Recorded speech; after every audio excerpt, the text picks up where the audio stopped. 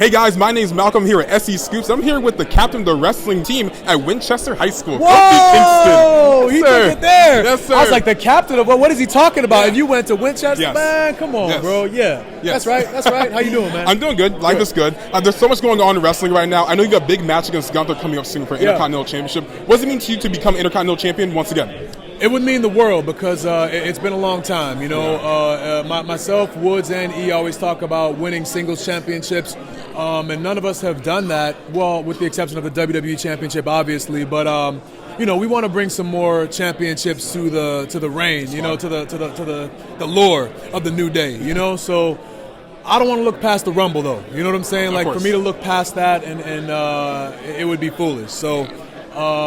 Right now, all my energy is concentrated on what's going to happen on Saturday, and then after that, you know, we'll get Sunday to kind of chill a little bit and, you know, rest, recoup. Hopefully, I'll have my one-way ticket to WrestleMania. You will. You know what I'm saying? And then add some icing on the cake with that Intercontinental Championship match on Monday. So you're really well known for like the moments of trying to get out of the Rumble.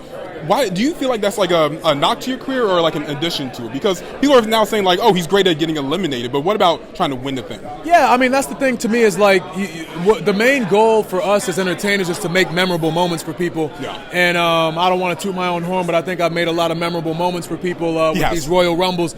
For me, though, the bar is always up here, so I would, if I could trade one win for all of those moments, then I would do that. You know what I'm saying? Because that's always the ultimate goal.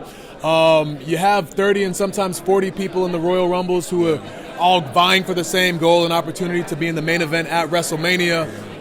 I mean, if this is what you've grown up wanting to do, like, come on, man, that would be amazing. So that to me would be the ultimate, like, I guess, trick is to win, you know. Yes, but we'll see what happens.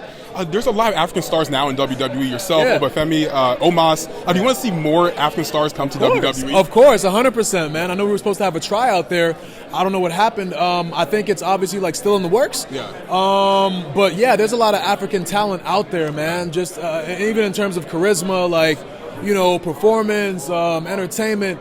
So many African stars out there, and I think the world would really enjoy seeing a lot more Africans on their WWE screens. For sure. And even talking about like some of your time at being WWE champion, you had the match against Brock Lesnar. Do you look back at that moment and you're like, man, I really wish that match went a little bit longer than it actually did? Yeah. Well, hey, you know, there's two lines of thought on it. Number one, I don't get paid by the hour. True, so that's true. Probably the most amount of money that I've made in the least amount of time on the roster. But obviously, when you have a WWE Championship match, especially with what it meant to win that title, I would have loved to have had it last longer, and I would have loved to have beaten Brock Lesnar. But of course, I came up short. You can't dwell on it, you know what I'm saying? It's always forward in this industry, and that's the route that I've chosen to take. Of course. Right now on Raw, Seth Rollins World Heavyweight Champion. Do you see yourself going after that title soon down the line? Yeah, you never know what tomorrow brings, man. I know a lot of people have like long-term goals, like this is what I'm going to do by the end of this year. But what I've learned over the years is that you just have to be ready to adjust and take what is given to you and make it a lot more. You know, you just have no idea. So it would be great to be World Heavyweight Champion for sure.